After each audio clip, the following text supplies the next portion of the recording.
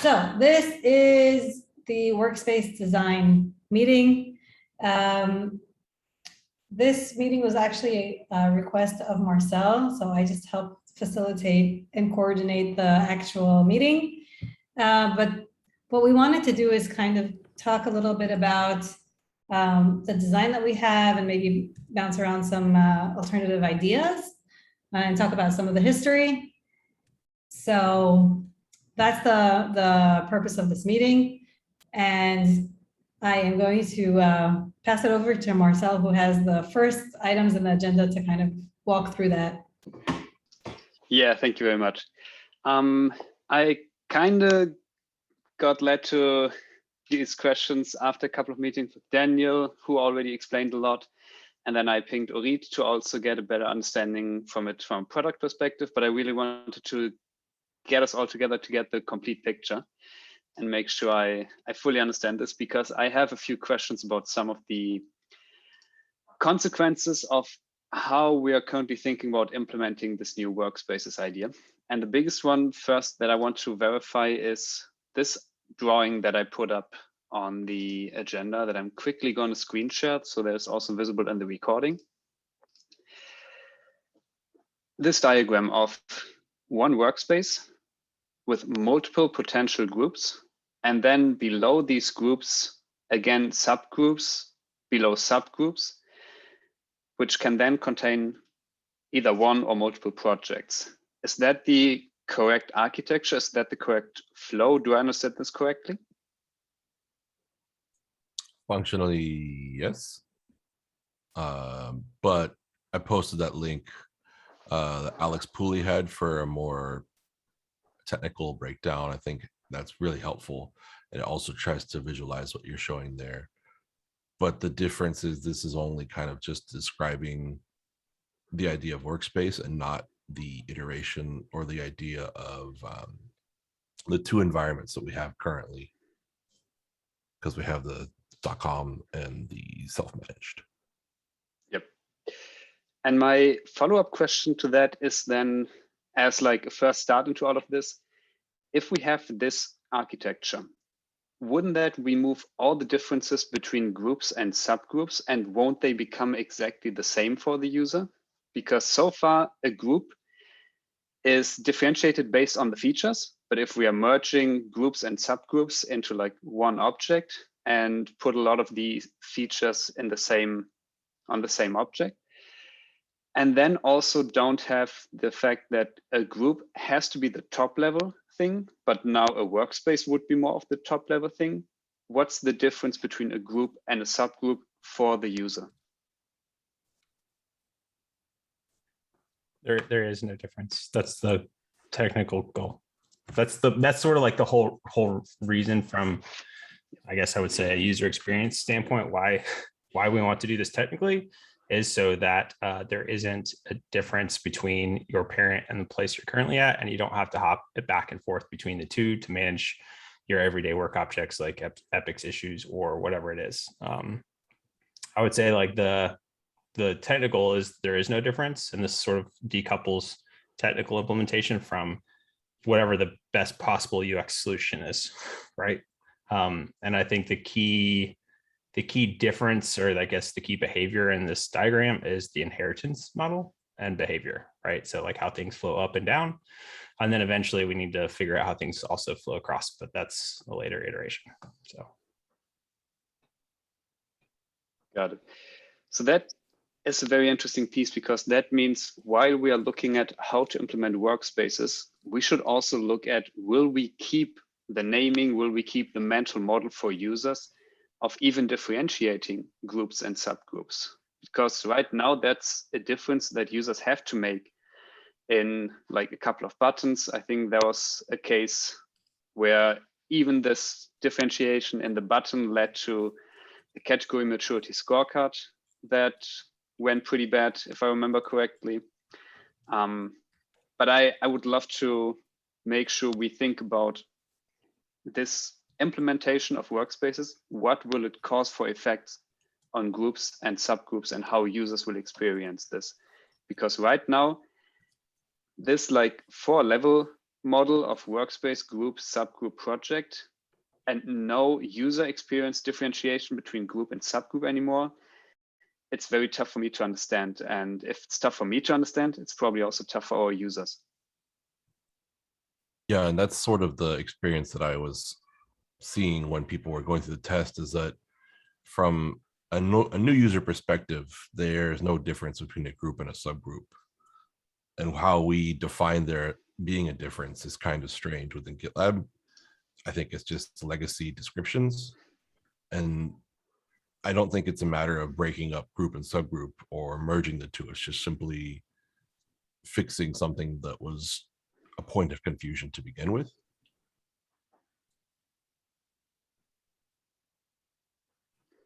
Yeah, It's always been a great point of confusion. Like, absolutely. I mean, I think that's sort of like where thus far we haven't done a ton of UX exploration because we didn't have the capacity. And so we sort of set that aside and talked more about technical feasibility, right? But I think now is the time, like if there are no constraints from a technical standpoint, right? What is the best way to model this out? What is the best way to call things? And that's all stuff that we intentionally put down, I guess, the list of priorities, because we know that could be done iteratively, right, over time. So the kind of it's I would think about it greenfield opportunities in terms of what you want to do and what we want to call it. But we also can't achieve that feature parity without disrupting and blowing up the entire product, which is one of the risks we wanted to avoid. Yeah. And one of the follow-up questions, oh, go ahead, please. Yeah, Marcel, one thing for you to keep in mind is that there's another effort going on right now to merge groups and projects, right? So when I think of this, end state is that we have one container, the workspace, that holds all of the resources for an organization, right? Whether that be self-managed or SaaS.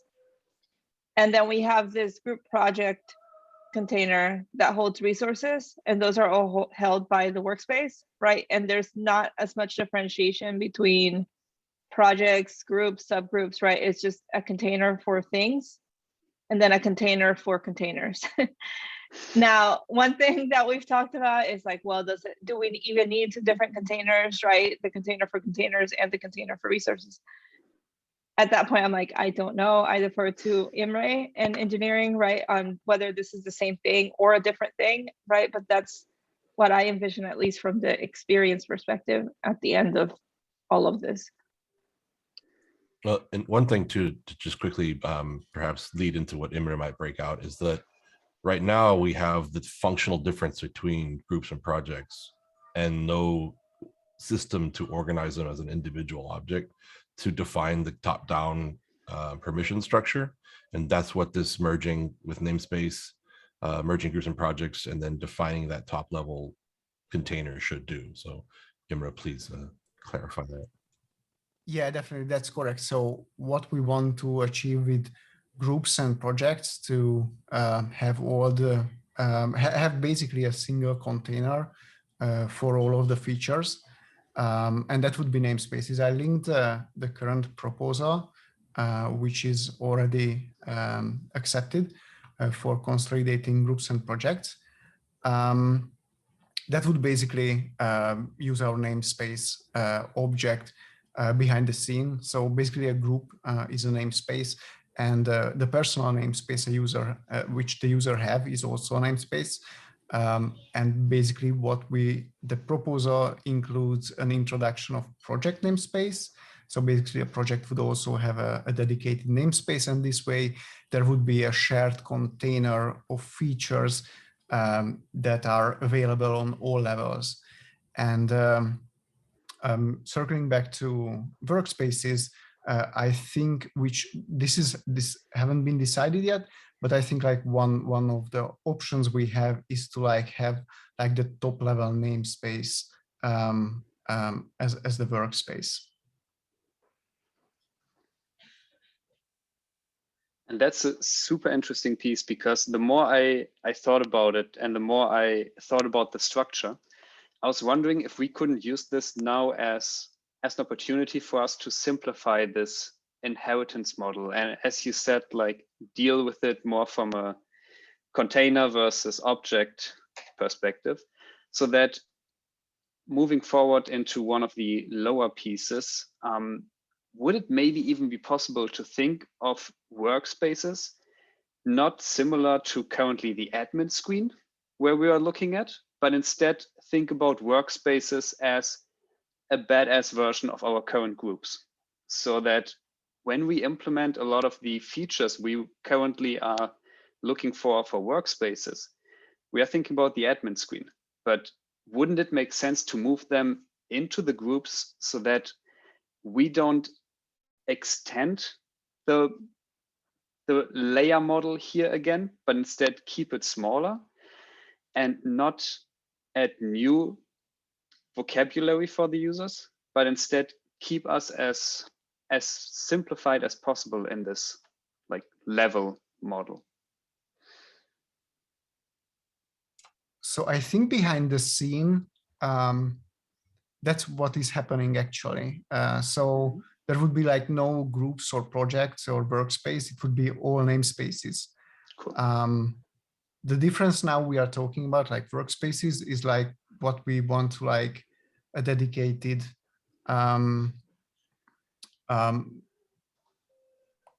group of features that should be available only for the top level namespace. But yeah, I think what you described behind the scene is actually the same. I was just going to add, that's how I've been thinking about it all along as well, is that we are simplifying by moving everything to the namespace.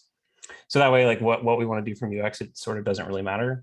The one, I think, I highlighted this into 3, on SaaS right now, it's pretty straightforward because everything rolls up to a top level namespace or top level group. That's where like the licenses are applied. That's where all that stuff happens. On self-managed, though, it happens at the instance level. And sort of the problem that we have there, at least from my stage in plan adoption, is that there's no way to roll work up across your top level groups. So you have one team that works across 3 different top level groups. They have issues in each of them, maybe epics, maybe milestones, and there's no way that anyone can ever see a list of all of the issues that maybe a single team is working on across these top level groups, right? And so if you think about Workspace, I just think about it as another top level group that's going to wrap all the current top level groups. Like that's the simplest way to solve it. From a historical concept, I also explored the idea of like what would it look like to have a DAG, right? Because we sort of already have that model from a group sharing and group permission standpoint, where a lot of our customers will create a hierarchy for permissions and then share those groups into this other hierarchy of groups, right? And could you take that same idea and apply it to maybe sharing of resources or of objects? That got some pushback from leadership in terms of complexity, that it might make it actually more complex for users. And then the other thing that doesn't necessarily solve for is least access, right? And so what happens when you only want to have one person see resources from these top 3 groups, but not this 4th? Like it adds a lot more complexity. But that's where, kind of going back to the drawing board, the idea is to simplify it. There's basically all the product features live in a namespace. Namespaces can inherit one another, so you can roll things down, right? A hierarchy. And like how we want to tackle that from a simplifying the user experience is very much open for opportunity.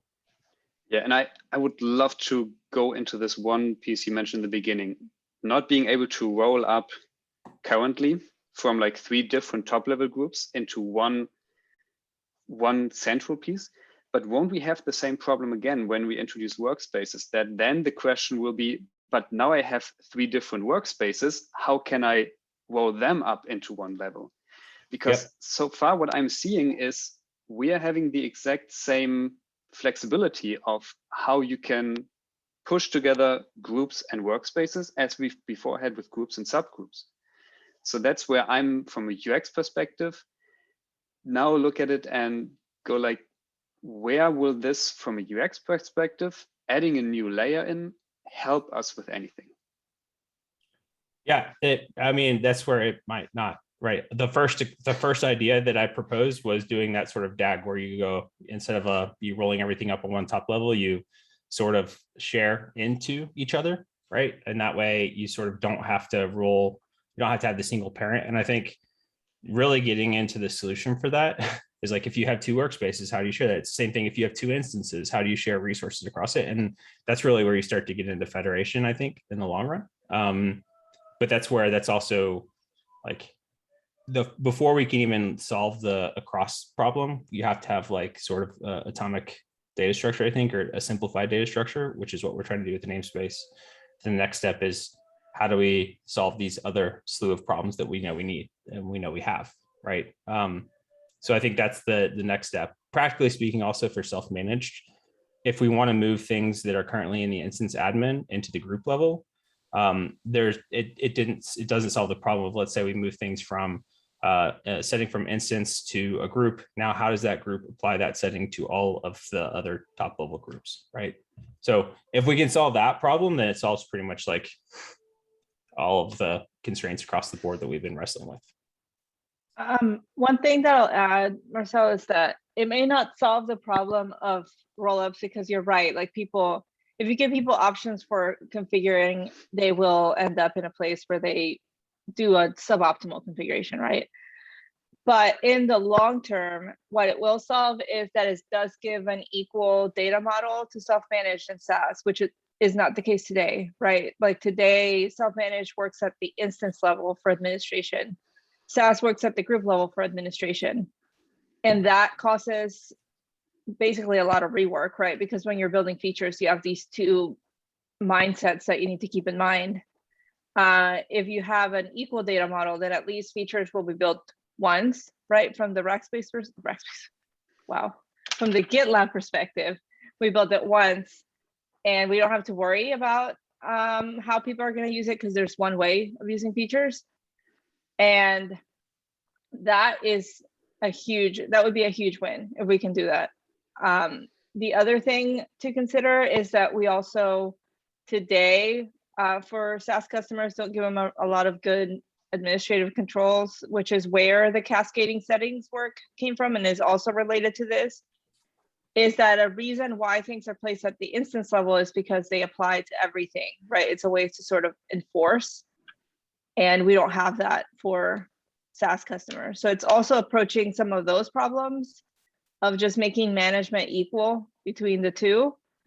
And knowing that at the end of the day, you give people config options. They may do things that are not great, but if we base, for example, billing at the workspace level, that's sort of a lever to ask people to do the right thing, because theoretically they'll want to pay once.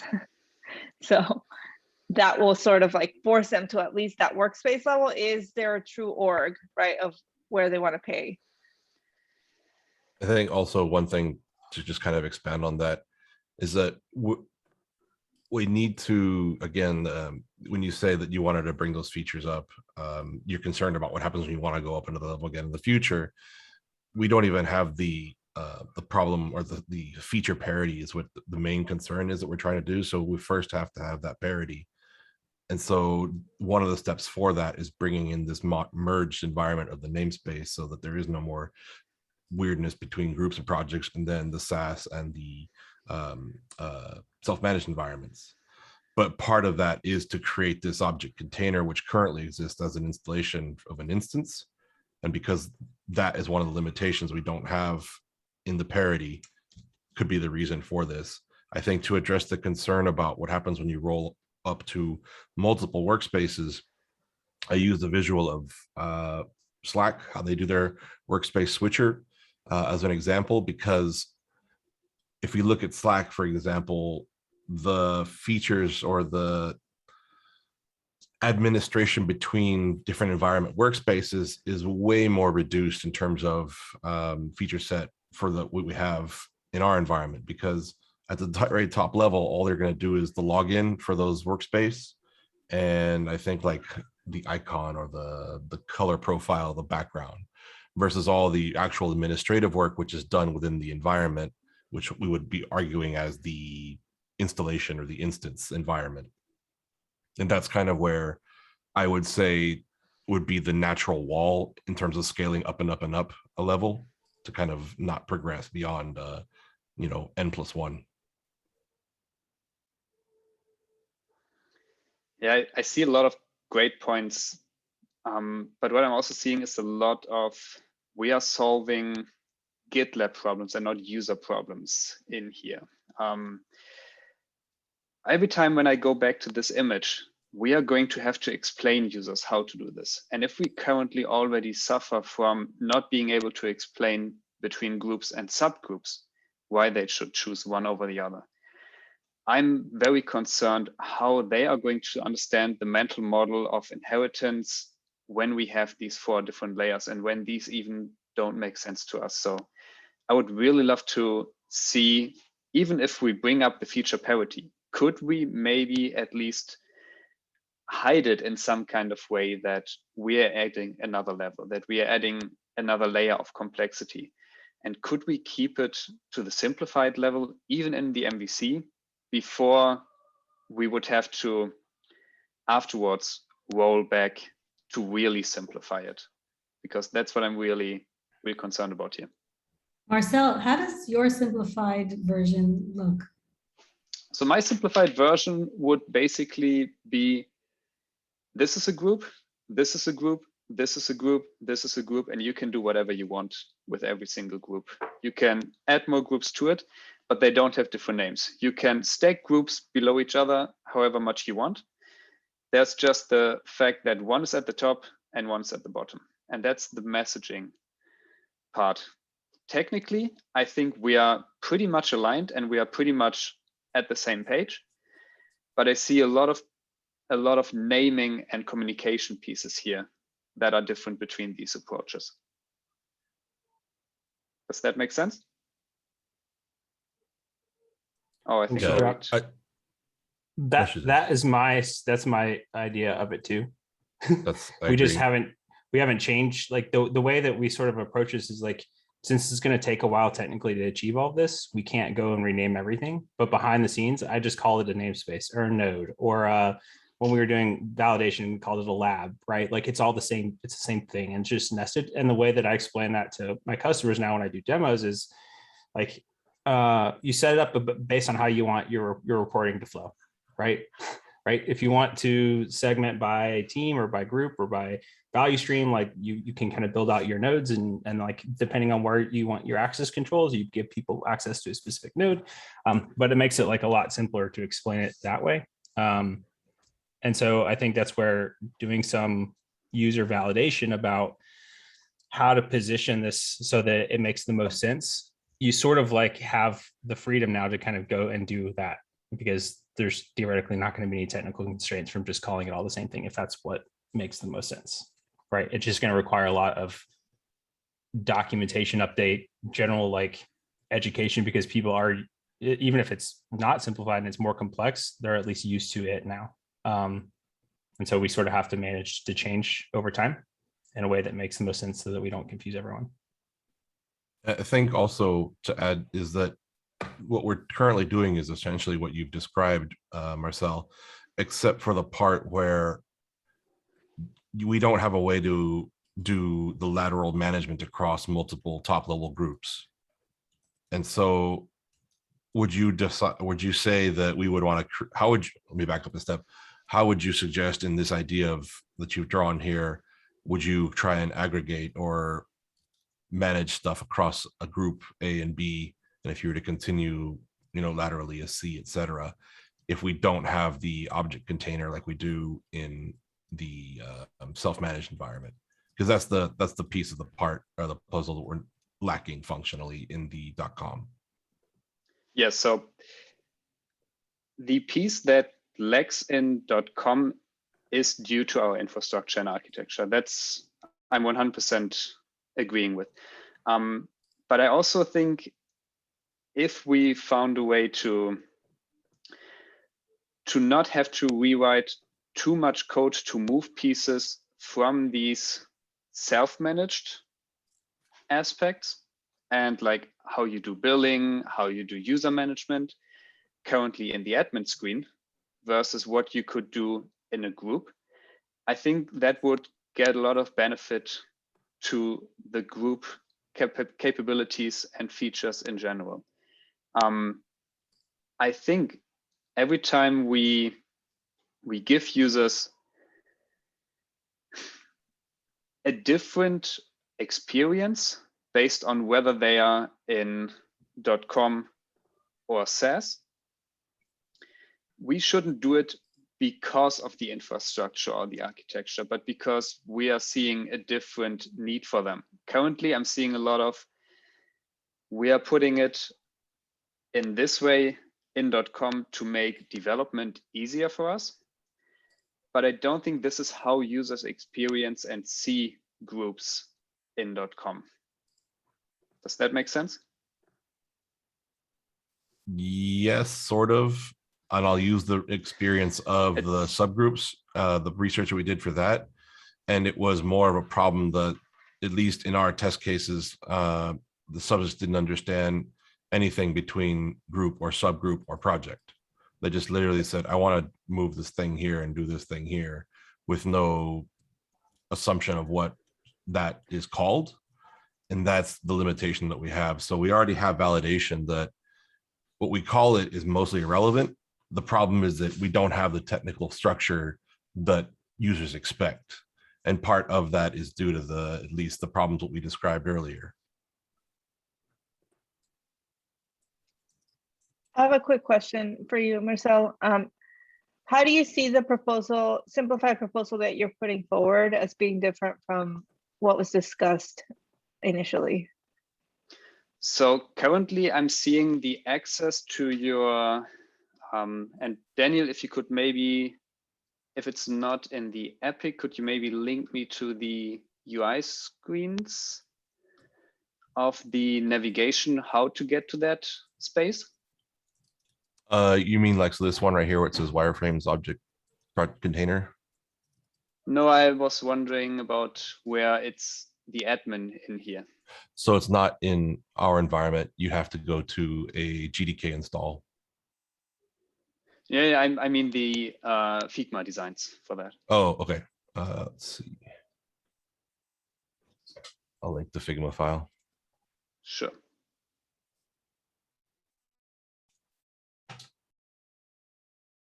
And then can maybe explain that piece. I'll put it in the chat, and so in case nobody sees the, I put it in the chat.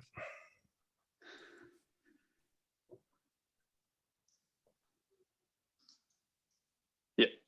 So this is the time where I first saw this, where the navigation towards your workspace happens from basically our top level group, our top level menu here, and then via the admin link that users have in the GDK, where they then get to their own workspace. And this is where I feel like it brings it to a completely different concept. First of all, that's very different from how groups, subgroups, and projects work, because it forces you to have one workspace per user, or the switching, which now needs to happen in a different space than it happens for switching between groups and between projects, for example.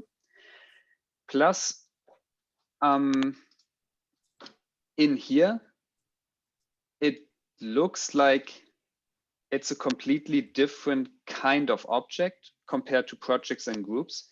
But as soon as you open it, the UI is 90% the same to what we currently have under groups and projects. Whereas all the content in here, in the top level navigation, is a very different thing compared to just another group or another node, basically. Does that make it clearer? Yes, so basically, just to reiterate, this feels very different from a group.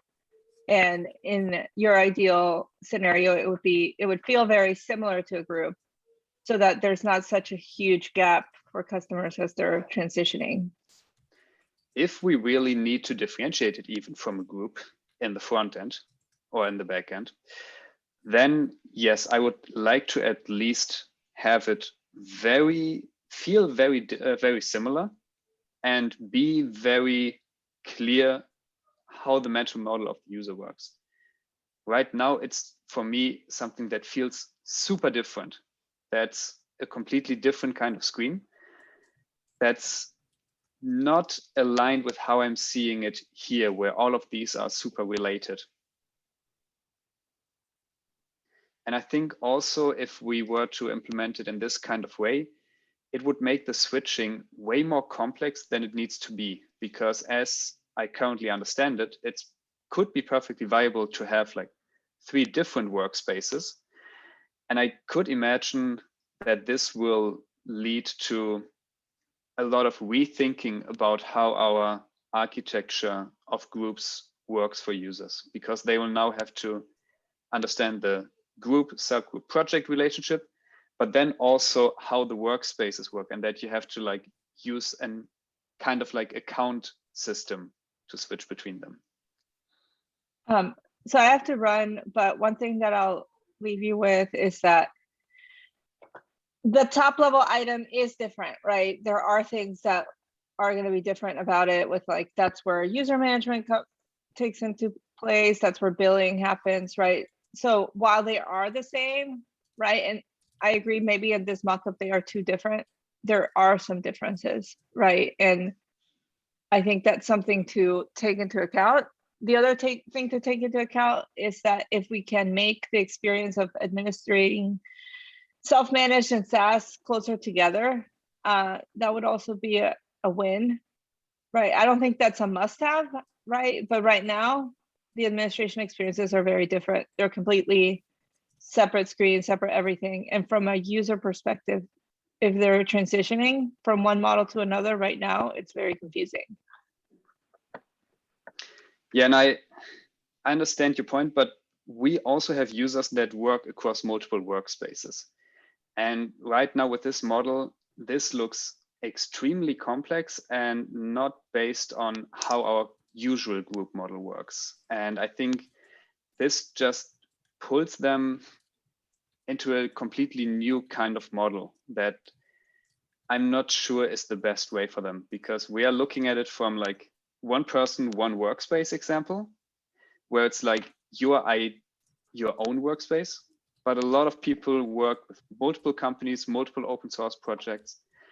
And so a lot of this could lead to really weird kind of flows and a lot of complex situations.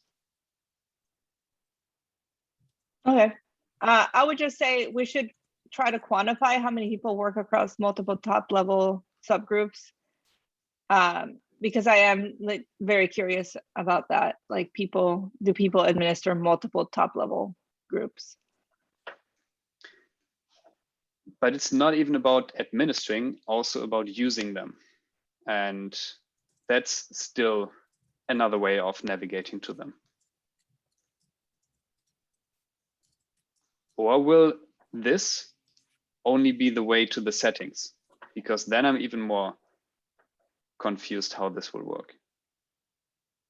But I put a link to a topic about this point exactly, that what happens, or should this screen be the logical object? So I, one of the videos that I did in the Epic, you can see that I was speaking with Michael Lee, and I was asking him, you know, what is this object exactly where we see snippets, activities, environments, and why is this only visible here as a navigational element per group?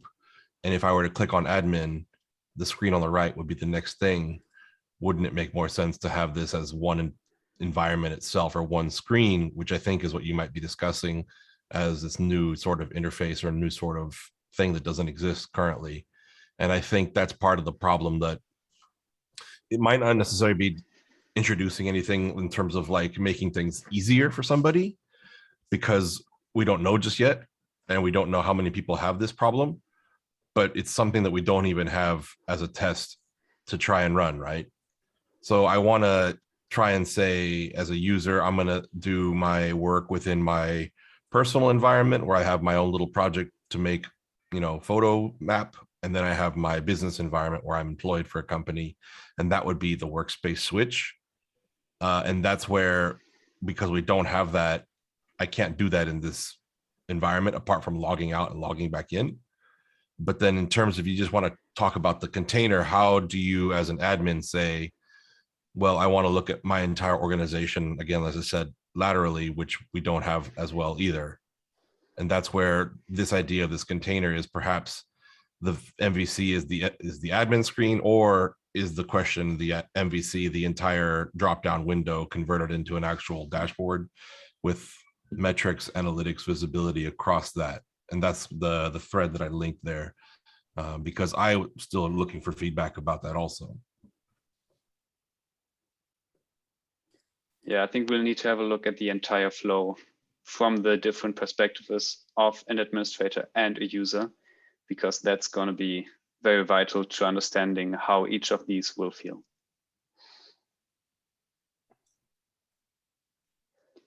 But yeah, this clears up a lot for me. Any other points anybody else would like to bring up that are not on the agenda yet? Anything else any of you want to discuss? I was just going to say that I think long term, it'd be awesome if we design this in with federation in mind, right? Because sort of like that's where, as I've been banging my head against this for the last 18 months now or so, that I can't come up with a clear user solution to allowing things to flow across two top level groups. I mean, a simple example is we have gitlab.com, we have gitlab.org, two top level groups. I have issues in both. I have epics in both. I can't relate anything across. So like in terms of plan adoption, that's like a deal breaker and an adoption blocker, right? And that's what we sort of have to figure out how to solve, but doing it in a way that makes sense. And I've explored lots of different permutations of this, but like I'm keen to solve that problem in a consistent way that makes sense for not just my features, but like the product as a whole. So yeah, that's exactly what I was describing in terms of like, there is no lateral visibility. So seeing .com or .org, I can only look at them top down in our current iteration. And that's where the focus for this workspace container object namespace, whatever we want to call it, is the quote unquote fix for that. I don't know if you would agree, or if you see another option, I'm happy to think about it. I'm okay. I was going to say it's a fix. It's for certain sets of users, right? But those that, you know, you have the same problem if you get deep into your let's just call it namespace hierarchy. You still have people that work across a couple different subgroups that can't share things across. So like, it's not just rolling everything up across the top. It's like, no matter where you're at in the hierarchy, how do you connect the resources you're working on there to this other place where you have resources that you're working on so that they can talk to each other. The simplest thing that sort of I explored technically, and this is how Asana solves it, is they let you assign issues to multiple namespaces, more or less. So it shows up in multiple places. That has its own downsides, but it works sort of well, but it only works for like one product feature, right? And that's not necessarily scalable for the whole product. I explored sharing, you know, a namespace with another namespace, but then ran into problems with customers who wanted least access. And they're like, I don't want everybody in this other namespace to see all of the issues, just the ones that I want, right? So it's super tricky. I think also just to continue with that really quickly, is the easiest problem that I see that we experience in GitLab usage and day-to-day use is labels, right? I know I'm in a project and it's like, I want to use a label. It's like, oh, wait a minute, I'm in a sub project somewhere else and I can't because I'm not in the right one or the right group. And that's the one that I experience with quite often, or mentioning somebody who was like, I know you're in the GitLab organization, but for some reason you're not in this one subgroup. And so I can't label them directly or at them. I actually got one follow-up question for exactly the GitLab org and GitLab com groups. Why don't we have them both under one top level group? It started out that way and we never changed it. I also think there's something to do with like, you can't make certain things private when your parent's public. I can't remember some of the nuances to why we originally did that, but I asked that a long time ago and more or less the tax to merge them together under one top level group is very high at this point, and no one wants to do it. So yeah, because I'm still curious if that wouldn't be a great MVC, making things like that easier, making things like merging the groups into one top level group easier, and being able to better explain this. But yeah, I think we've gone over this enough, and you've pretty much hit all of my concerns. What percentage of our customers have accounts that span both self-hosted and SaaS? several. Usually one is just one is a production environment, and the other is like something else. There's also some customers who have multiple self-managed instances. Okay. So that's even more common than spanning SaaS and self-managed, is like running multiple instances, especially in PubSec. But I don't have any hard numbers to give you. Okay. So just for my basic understanding, if you did have 3 separate self-hosted instances, you would need 3 separate sets of credentials, correct? To log in? Correct. It's basically running GitLab on 3 different servers. Okay. That's effectively what happens. And that's still going to be the case with the Workspaces, correct? Correct. Which is why I think ultimately federation's the right solution, but yep, it's non-trivial. Absolutely. Wonderful. I don't have any open questions anymore. Anybody else want to? So I apologize for my choppy internet, but what are our next steps here in terms of research validation? What do we want to do here? Because it looks like from the backend perspective, we have a pretty solid understanding of what we want to accomplish, but that the UX isn't exactly clear. And I think we do have time to research. So the question is, what is our next steps here? Yeah, that's exactly what I was looking at, is this first iteration of this idea that we have that we're discussing right now. I want to try and make a quick, simple wireframe prototype and do some validation on that. And that's what my next steps are in terms of UX. And hopefully I'll have that done here in the next few weeks or so. Awesome, sounds good. Yeah, Daniel, we have our next one-on-one tomorrow. We can maybe go into the details and see how I can support you on that.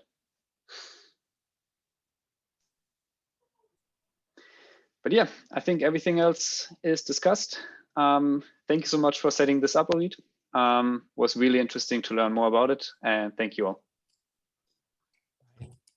Bye, everyone. Bye, thank you. I'll post the recording. Bye.